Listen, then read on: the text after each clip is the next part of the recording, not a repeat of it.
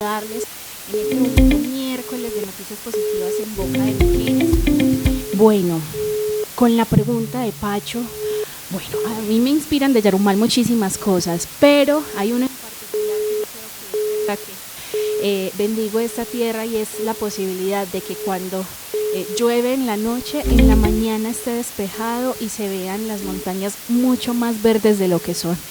Yo creo que tenemos un paisaje magnífico y bueno, esa es como la posibilidad tan bonita que tenemos de poder admirarlo. Les cuento que hoy iniciamos con una nueva sección de noticias positivas en Boca de Mujeres y es que todos los miércoles vamos a estar, todos los miércoles todos los miércoles del el primer miércoles de cada mes, ahí me hice bolas yo solita, con respecto a el primer miércoles de cada mes vamos a tener una súper invitada especial.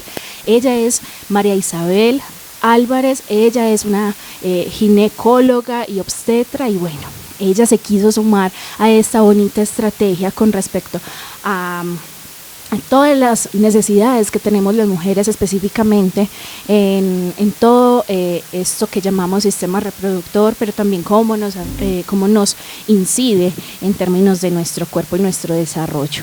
Es así entonces que damos paso a nuestro tema del día. Este es nuestro tema del día. Noticias positivas en Boca de Mujeres. Bueno, como les comentaba entonces, esta sección se va a llamar Pregúntale a la ginecóloga. Desde el viernes comenzamos a rodar un formulario a través de las redes oficiales de la alcaldía y básicamente era con la pregunta de ¿qué dudas tienes con respecto al cáncer de cuello uterino?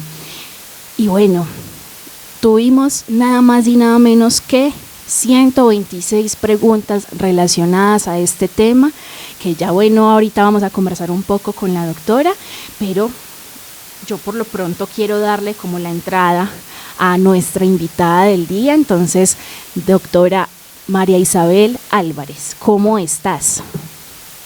Muy buenos días, Luisa, muy buenos días a todos, muchísimas gracias por la invitación. No, muchísimas gracias a ti, doctora, por sumarte a Noticias Positivas en Boca de Mujeres. Y bueno, como les contaba a la comunidad yarumaleña, tenemos nada más y nada menos que esas 126 preguntas, las concretizamos para que quedara en 11. Y bueno, vamos a comenzar entonces por aquí con las dudas de nuestras mujeres yarumaleñas. En primera instancia, doctora, ¿qué es el cáncer de cuello uterino?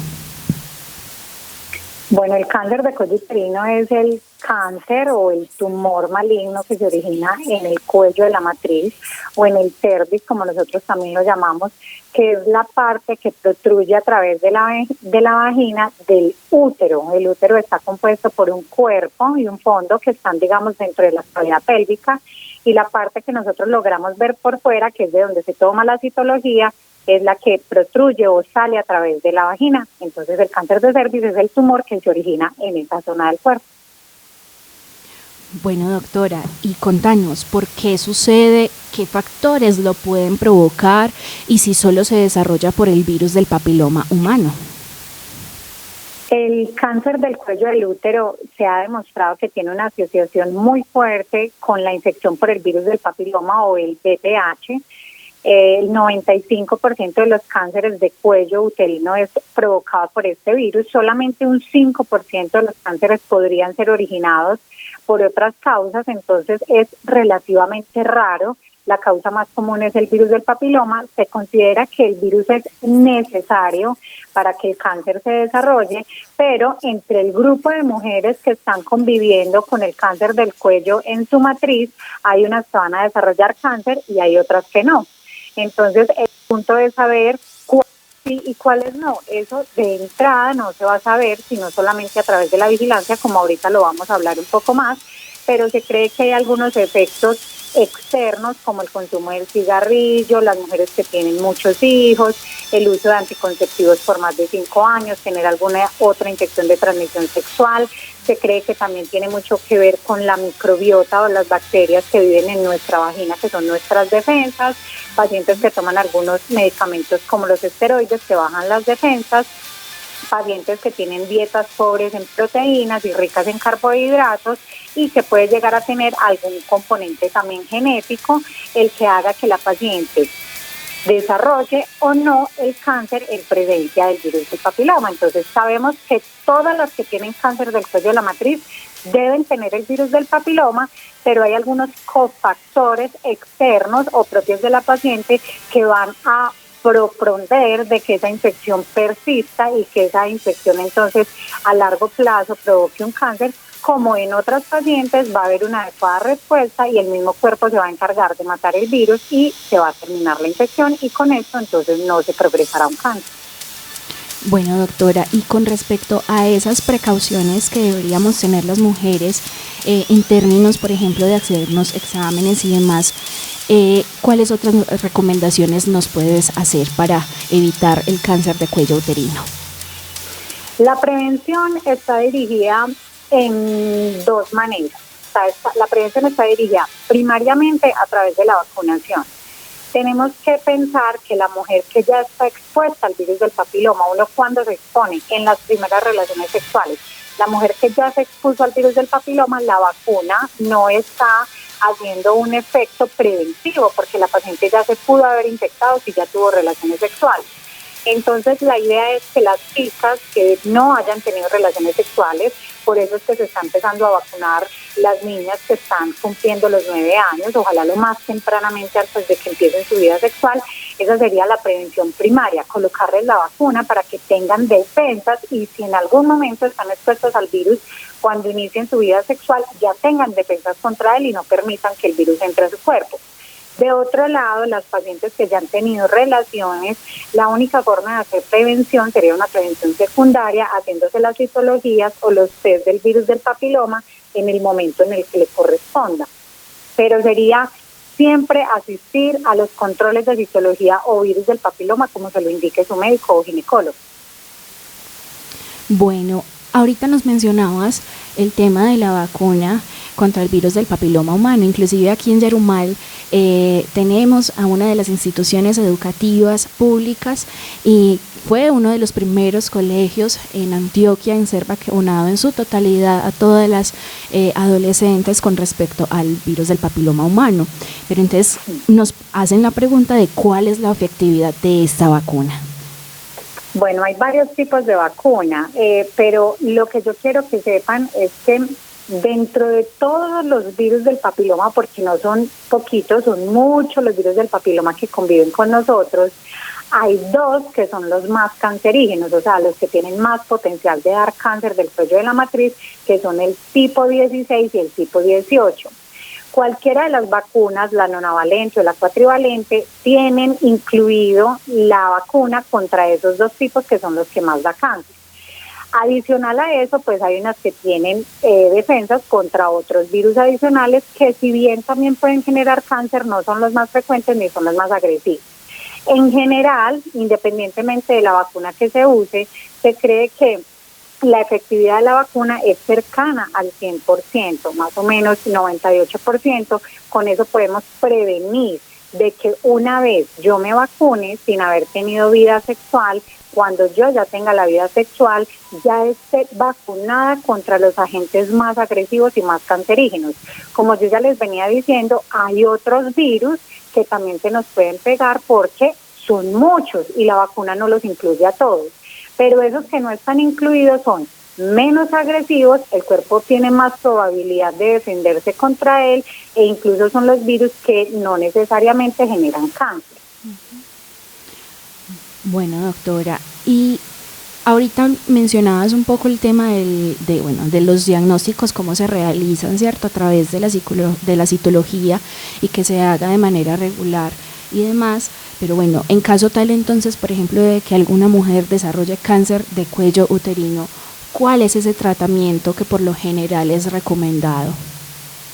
Bueno, digamos que cuando ya la paciente no está haciéndose un manejo preventivo, que es haciéndose citología o el test del virus del papiloma para diagnosticarse si tiene alguna alteración precancerosa o cancerosa, sino que ya se le hace el diagnóstico del cáncer, es dependiendo del estadio en el que esté la enfermedad. Cuando los estadios están muy tempranos y solamente se limitan al cuello de la matriz, puede ser con cirugía, y en algunas pacientes se hace radioterapia y en algunas se puede hacer quimioterapia, pero cuando ya el cáncer está por fuera del cuello de la matriz, que ha invadido parte de la vejiga, ha invadido el recto o unos tejidos que están alrededor del cuello de la matriz que se llaman los parametrios, incluso esos pacientes pueden no ser candidatas a cirugía porque el tumor está tan extendido que no hay forma de sacarlo de la pelvis y la paciente solamente se le hará radioterapia, braquiterapia y quimioterapia.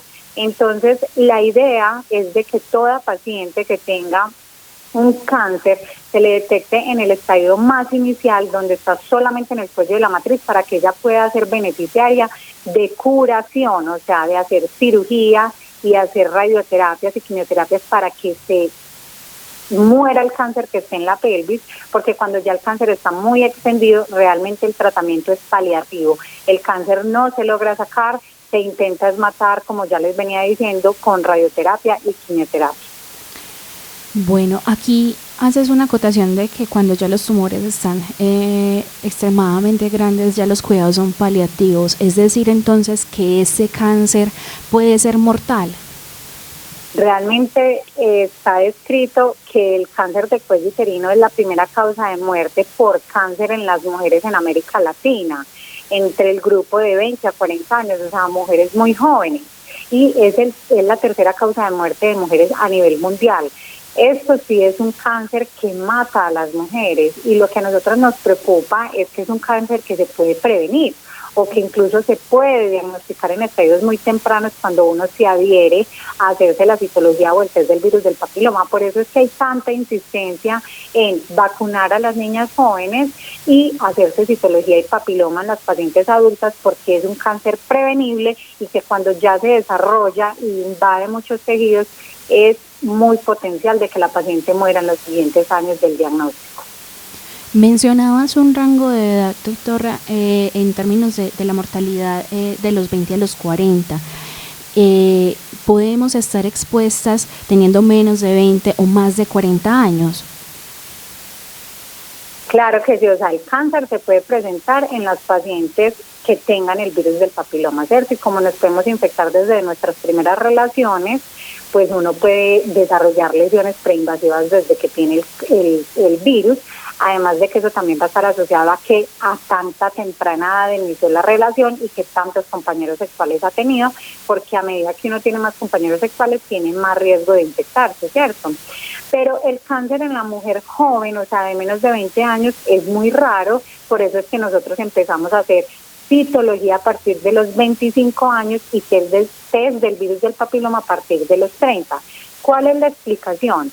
Las pacientes así se infecten desde temprana edad, o sea, desde la adolescencia, todavía tienen la capacidad a través de sus defensas, por estar jóvenes, de empezar a atacar el virus y de matarlo. Y más o menos se da un tiempo de unos 10 años, o sea, en promedio las pacientes empiezan su vida sexual a los 15 años, entonces se da más o menos un tiempo promedio de 10 años para que la paciente haga ese trabajo de empezar a defenderse y aclarar o matar el virus de su cuerpo. Esa es la razón por la que se empieza a los 25. Entonces, un cáncer por debajo de los 25 es extraño, ¿sí? A partir de los 25 se tienen que pensar la tamización porque es en ese grupo de riesgo donde puede presentarse el cáncer. Como ya les venía diciendo, se ha demostrado que entre las mujeres de 20 y 40, por cáncer, la principal causa es el cáncer del cuello del útero, pero ahí estamos hablando de las mujeres que fallecen por el cáncer. Pero la edad de mayor incidencia, o sea, el momento en el que más se diagnostica cáncer del cuello de la matriz es entre las mujeres de 40 a 64 años con un promedio de 47. ¿Eso qué quiere decir? Se va a diagnosticar más en las mujeres de más de 40 años, ¿cierto? Pero cuando cogemos el grupito de mujeres jóvenes entre 20 y 40 y miran todos los tipos de cánceres que les pueden dar, o sea, todos los tipos de cáncer de cualquier órgano del cuerpo, el cáncer del cuello de la matriz es la principal causa de muerte en ese grupo de mujeres. Al inicio nos contabas, doctora, el tema de que los métodos anticonceptivos, cuando se utilizan por más de 5 años, digamos que inciden en un riesgo de desarrollo de este tipo de cáncer. ¿Podrías contarnos un poquito más de este asunto? Listo, entonces no es que los anticonceptivos hayan, digamos, presentado en los estudios un mayor riesgo o que sean la causa del cáncer del cuello de la matriz. Recuerden que es necesario nosotros tener el virus del papiloma en el cuello de la matriz para que se dé el cáncer. Lo que pasa es que cuando empiezan a estudiar posibles factores que ayuden o que provoquen o que den más riesgo, sí, sin que ellos sean la causa, sino que ayudan a que pronto la enfermedad persista en el cuello de la matriz, se ha demostrado que los anticonceptivos orales combinados, o sea, las pastillas de planificar, cuando se toman por más de 5 años, se ha demostrado que es un cofactor para la progresión del cáncer. Hay una cosa que tienen que quedar claro y es de que el virus del papiloma es una infección, ¿sí? Eso es una infección. Cuando la infección persiste en el cuerpo es cuando se produce el cáncer, ¿sí? Pero la mayoría de los pacientes tienen la capacidad de matar el virus, aclararlo y no volver a vivir con él. Son el 95%. Ese 5% de pacientes que no tienen esa capacidad de matar el virus y persisten con él, se ha demostrado que factores de riesgo adicionales como tener muchas parejas, tener muchos hijos, entre esos tener VIH, tener infecciones de transmisión sexual o tener el uso de anticonceptivos orales por más de 5 años, le va a dar más riesgo. Pero recordemos que no es la causa, es un cofactor, es un ayudante. La causa principal es la infección por el virus del papiloma. Total, y es importante saber aquí que no podemos tampoco satanizar los métodos anticonceptivos, digamos que por estos cofactores que se juntan y que bueno pueden incidir, pero que no son determinantes, porque digamos que también a veces se quedan como con ese pensamiento de que los métodos anticonceptivos tienen más males que bienes. Pero para que quede como claro que sí, eso no tiene que quedar muy claro, porque lo que dicen los estudios o los artículos que hablan sobre cáncer del cuello de la matriz es que se ha demostrado que es un cofactor, pero pilas, o sea, cuando han puesto el riesgo-beneficio de la planificación frente al cáncer del cuello de la matriz, siempre va a primar el beneficio de la planificación, porque es que la planificación reduce los embarazos no deseados, reduce la tasa de tener que hacer abortos, ¿cierto? Y también reduce los riesgos que viene de un embarazo. Todos los embarazos tienen riesgos. Entonces, al usted estar planificando, la paciente va a recibir esos beneficios. Entonces, la planificación nunca se debe suspender por pensar de que de pronto me da un cáncer. No.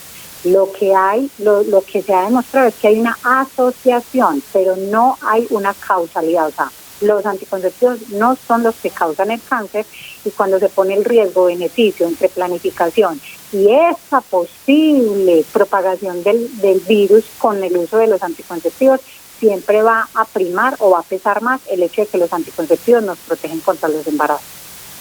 Total, doctora. Bueno, por aquí también nos hicieron la pregunta de si la amenorrea, es decir, la ausencia del periodo menstrual, digamos que por algunos meses cuando la mujer está activa en su menstruación, si con la amenorrea puede haber una causa de desarrollar cáncer de cuello uterino. No hay asociación. Bueno, con respecto a las mujeres que, por ejemplo, les extrajeron la matriz por algún procedimiento y por su bienestar, ¿es posible que a estas mujeres también les dé cáncer de cuello uterino?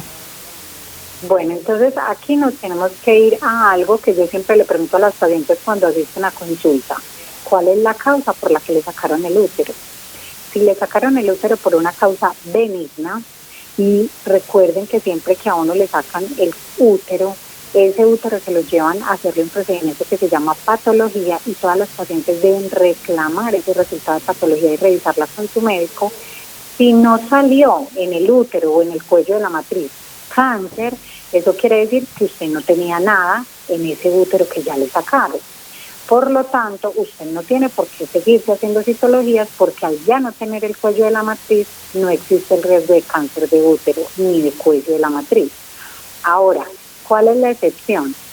Las pacientes que le sacaron el útero por cáncer de cuello de la matriz, o las pacientes que tuvieron que ser sacado el útero porque tenían lesiones precancerosas en el cuello de la matriz, esas pacientes, aunque ya no tengan útero o aunque ya no tengan cuello de la matriz, sí tienen que seguirse haciendo citologías, ¿Por qué? Por el antecedente.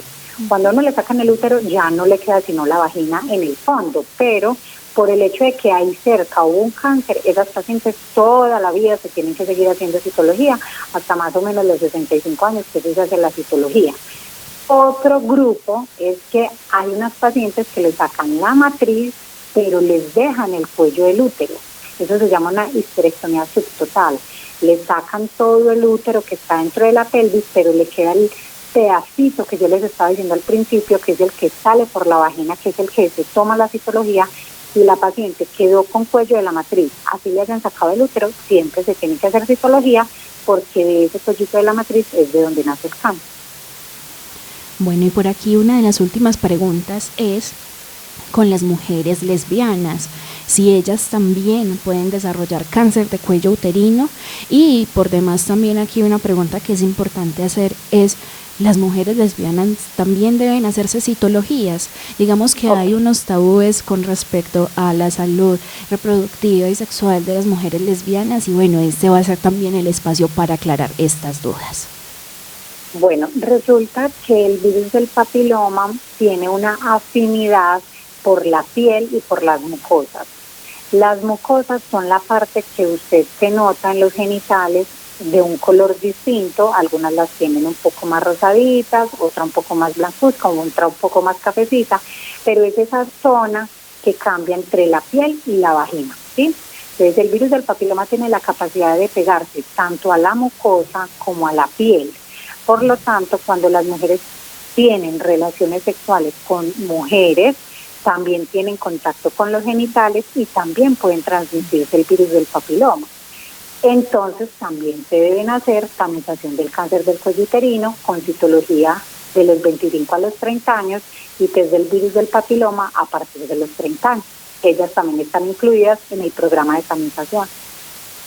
Listo, Doc. Para que cerremos entonces este espacio de preguntas, ¿cuáles son entonces esos signos de alarma con los que las mujeres tenemos que estar pendientes? Esos síntomas, esas características que cambian en nuestro cuerpo y a las que debemos estar alerta.